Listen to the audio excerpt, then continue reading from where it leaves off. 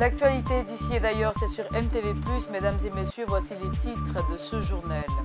Au Rwanda, l'Union africaine a réitéré dernièrement son engagement contre les discours haineux en faveur de la commémoration du 29e anniversaire du génocide rwandais. Et puis, l'APIX mobilise les investisseurs pour le Forum Invest in Sénégal 2023. Nous terminerons en France avec une promesse d'Emmanuel Macron annonçant des augmentations pour les enseignants.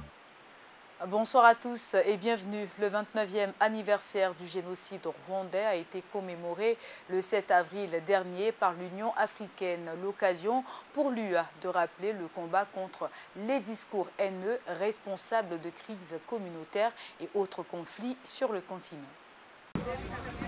Les discours de haine sont un fléau dont l'ampleur va croissant sur le continent et dont les manifestations sont entre autres le racisme, la xénophobie, la misogynie ou simplement les conflits intercommunautaires.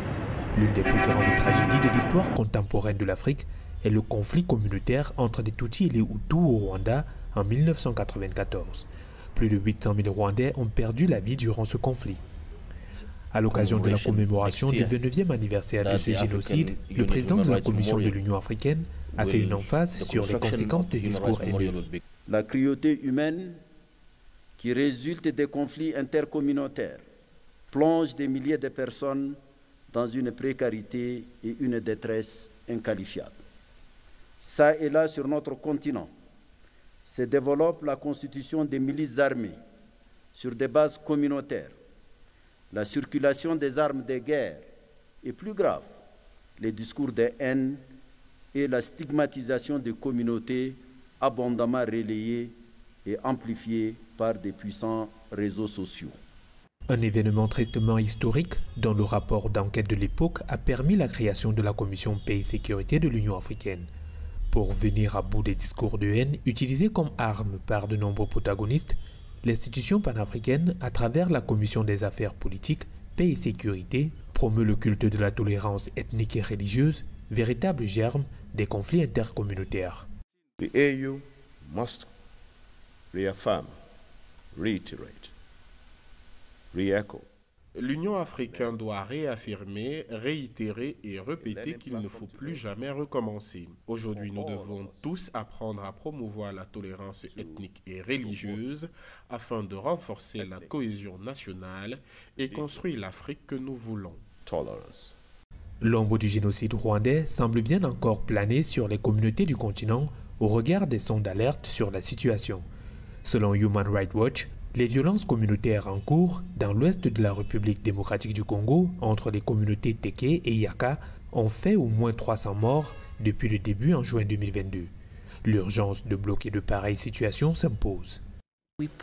Nous lançons des avertissements et nous sommes à mesure de dire quels sont les facteurs de risque de génocide que nous observons et nous le faisons souvent.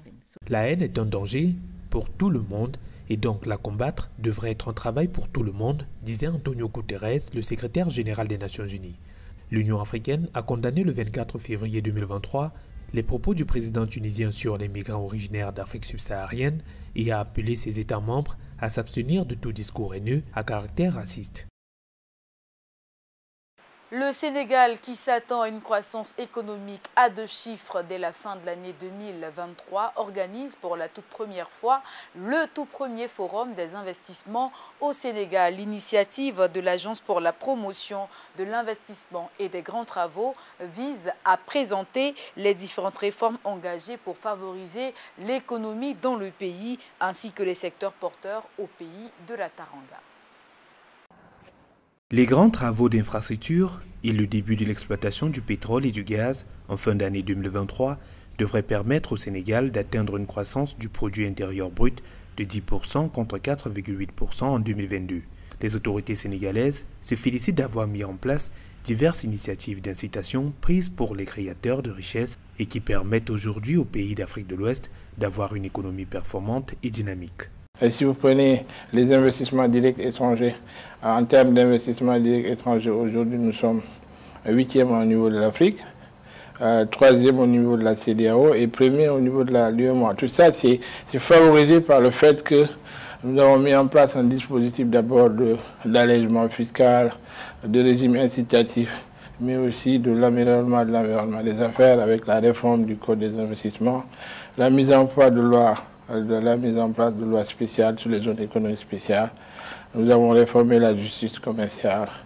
Nous avons mis en place un certain nombre de procédures pour alléger la création des entreprises. Aujourd'hui, en 24 heures, vous pouvez créer votre entreprise au Sénégal. Pour vulgariser toutes ces initiatives et mettre en exergue les différents secteurs porteurs pour les investisseurs dans le pays d'Afrique de l'Ouest, l'APIX, l'Agence pour la promotion de l'investissement et des grands travaux, organise du 6 au 8 juillet 2023 à Diamniadio le salon Invest in Sénégal, le tout premier forum des investissements au Sénégal.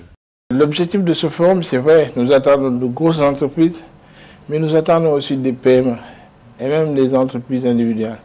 L'objectif, c'est de faire une rencontre entre ceux qui sont porteurs de capitaux et ceux qui veulent que ces capitaux soient investis, et puis ceux qui ont des projets et qui ne trouvent pas de financement. Le pays que dirige le président Macky Sall mise sur la transformation industrielle dans le cadre de son plan Sénégal émergent. Ce plan a identifié les secteurs clés répartis autour des infrastructures, l'énergie, l'agriculture, l'éducation, la santé, l'eau et l'assainissement. Direction le Soudan, au milieu de ces heurts entre les hommes des généraux Al-Bourhan et Daglo à Khartoum, l'eau et l'électricité sont devenues une denrée de plus en plus rare. Les habitants tentent de tenir le coup et de survivre comme ils peuvent. Au 6e jour des affrontements entre les troupes des généraux Al-Bourhan et Daglo, jeudi, des tirs et des explosions continuaient à Khartoum. Les belligérants ayant fait fi de la trêve décrétée la veille, sous ce nuage de fumée noire, la vie est de plus en plus difficile. Des habitants sont notamment privés d'eau et d'électricité. Je dirais que la vie à Khartoum aujourd'hui est toujours marquée par l'anxiété et l'épuisement. Les gens sont privés d'électricité et d'eau depuis le début des combats samedi. Le courant a été rétabli hier. Nous essayons de préserver l'énergie autant que possible. Au Soudan, l'électricité est prépayée, donc les gens qui sont raccordés au réseau électrique sont confrontés à des difficultés. Ils ne sont plus en mesure d'acheter leur électricité facilement. Les applications bancaires ne fonctionnent pas, les applications mobiles non plus.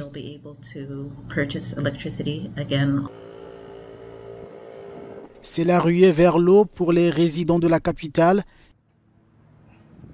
Il faut braver les tirs et parcourir de longues distances dans l'espoir de trouver le précieux liquide. Dépitées, les populations appellent à l'aide. C'est un gros problème, les gens souffrent et ne peuvent même pas trouver d'eau minérale à acheter dans les magasins. Nous appelons les fonctionnaires à se déplacer et à faire quelque chose, même la défense civile ou la police, pour apporter des réservoirs d'eau aux gens qui sont touchés et qui en ont besoin. Dans cette ville qui tourne au ralenti, plusieurs commerces ont baissé leurs rideaux. Trouver des denrées alimentaires n'est plus une mince affaire.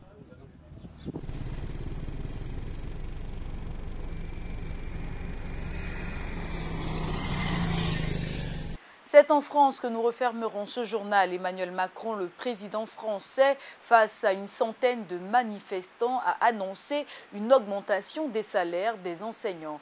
Plus de détails dans ce reportage. Les cheminots ont de nouveau manifesté contre la réforme des retraites ce jeudi à Paris, comme ici devant la gare de Lyon. Certains se sont également brièvement introduits dans le hall de la tour d'Euronext, dans le quartier d'affaires de la Défense, avec des fumigènes. Il y a la volonté justement de montrer que ça continue. Il est hors de question qu'on laisse passer cette réforme. Donc ça va prendre plein de formes. Personne ne croit qu'il n'y a pas d'argent. Jamais la France a été aussi riche, jamais les multinationales en France ont été aussi riches. Le problème, c'est une question de répartition de richesses. Les cheminots ont également manifesté à Lyon, devant la gare de la Part-Dieu. À Rennes, plus de 1000 personnes se sont réunies. De son côté, Emmanuel Macron a été accueilli par des centaines de manifestants à Ganges dans l'Hérault, où il a annoncé une augmentation du salaire des enseignants.